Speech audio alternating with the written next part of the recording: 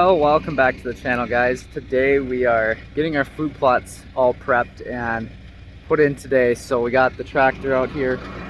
We're gonna get, man, the mosquitoes are terrible today. Just rained last night and it's supposed to rain again tonight, so we're trying to hurry up and get everything seeded and fertilized before it rains tonight, so it'll take off really good and get a good start to growing. As you can see, we got all kinds of stumps out here. We came out here, there's a whole bunch of really big maple trees, and we clear cut like 5 of these big maples, opened up this big area. It was just a big canopy. There was nothing else growing, no undergrowth or anything. As you can see, like the size of these maples that were just absolutely huge. So now we got a nice food plot area here. We're gonna do it right in the middle and let all the other brush grow up on the outside. There's lots of like little oaks that are gonna grow up. We do have poplar in here, so we'll get poplars shooting up. And then we have also ironwood. That's pretty popular, but we'll get that growing around the food plot. Switch the camera. My deer stand will be, it's hard to see, but up on that ridge. We got one of our main ponds right down there. We'll get this all set up, get it tilled up a little bit here, and then we'll get it seeded, and then we got another one yet to do today. Yeah, hopefully we can get it done before the rains. Stay tuned.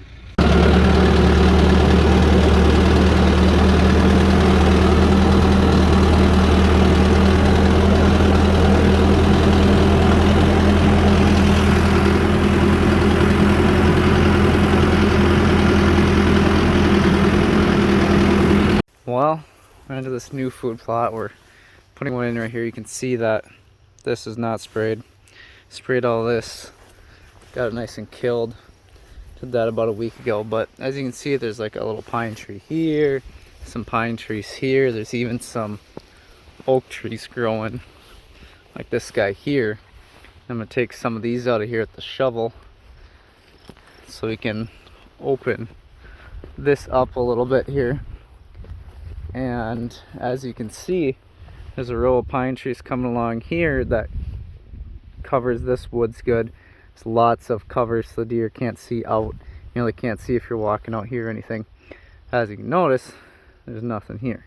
So I'm gonna take those trees and tuck the bucket of the tractor, cut through the sod, make it a little easier for me to dig and plant these trees. But I'm gonna put a line of these trees in here, and oaks and pines, and get them growing along here so there'll be a little bit more cover, so this food plot will be a bit more protected back up in here,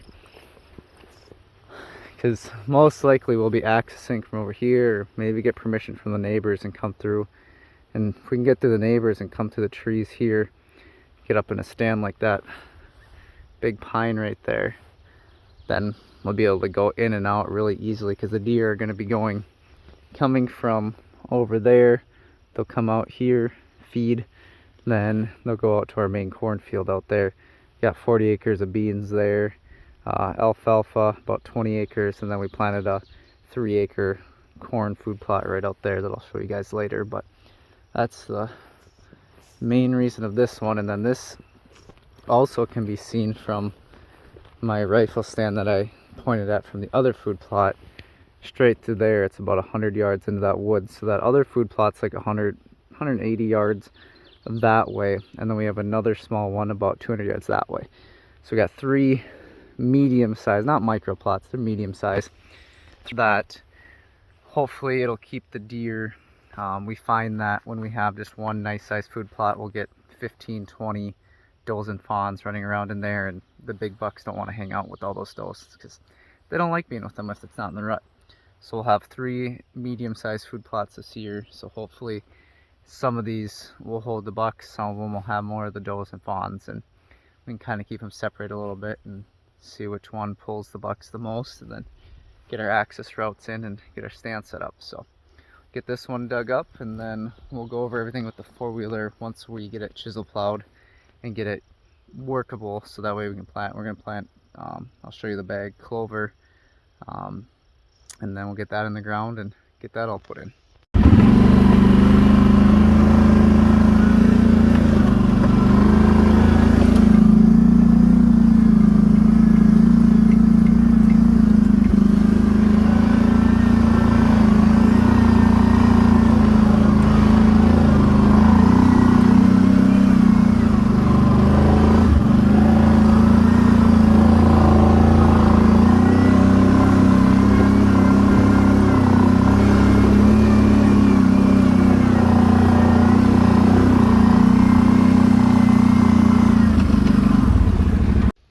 getting this one all broken apart. This one has some big chunks of sod, but get it all broken apart, get it all leveled out, so get it all planted.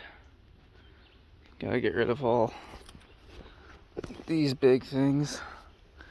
Deer aren't gonna want to walk around and feed if it's all bumpy, so get this all flattened out and then on to the next step.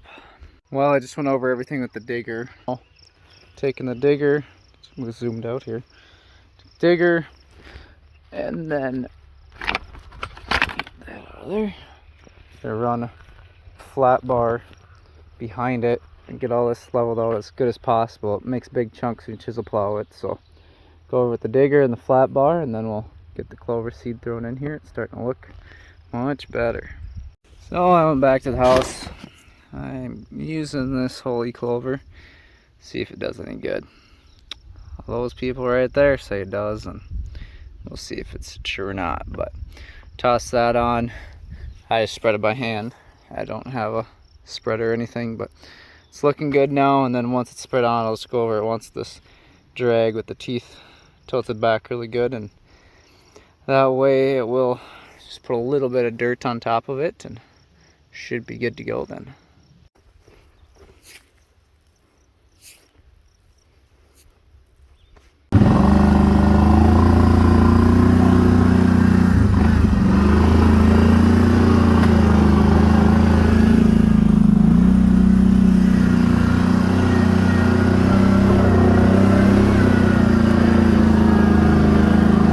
Got it all drug in now. You can see a few seeds here and there, but it's supposed to rain tonight, so it should drive all seeds in, and hopefully she'll come up good now that we're getting rain tonight, if we get rain. So we'll see. That one's done. Go do the other one, and rain holds off until I get done, but then come down hard, wash all seeds in, and get everything sprouting good. So excited to see what this plot holds. Perfect spot for them to work right out to our cornfield out there. So see, on to the next one. Well, we're all wrapped up here, both food plots seeded, drug, everything ready to go. And sun's out now. Unfortunately, it's supposed to rain, but we'll see if it rains tonight.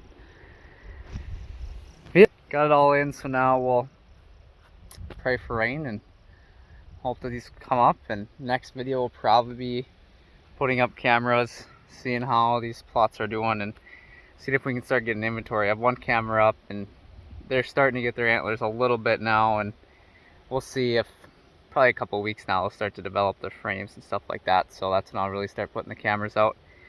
We'll probably put one cell camera on each of these plots and have another spot in this pasture that I like to put a cell camera, but get all the cameras out and get a good inventory of what's going to be coming here. So need one target buck. It's hard to get a 4-year-old in this country. We don't get them to 4 years old very often. Most of the neighbors and all the people around us shoot them when they're nice 3-year-olds. We have good genetics, and they'll shoot them when they're 120-inch 3-year-olds. So it makes it tough to get it to 4 years old, but you can't shoot a giant if you shoot the little ones. So we'll see you guys on the next one.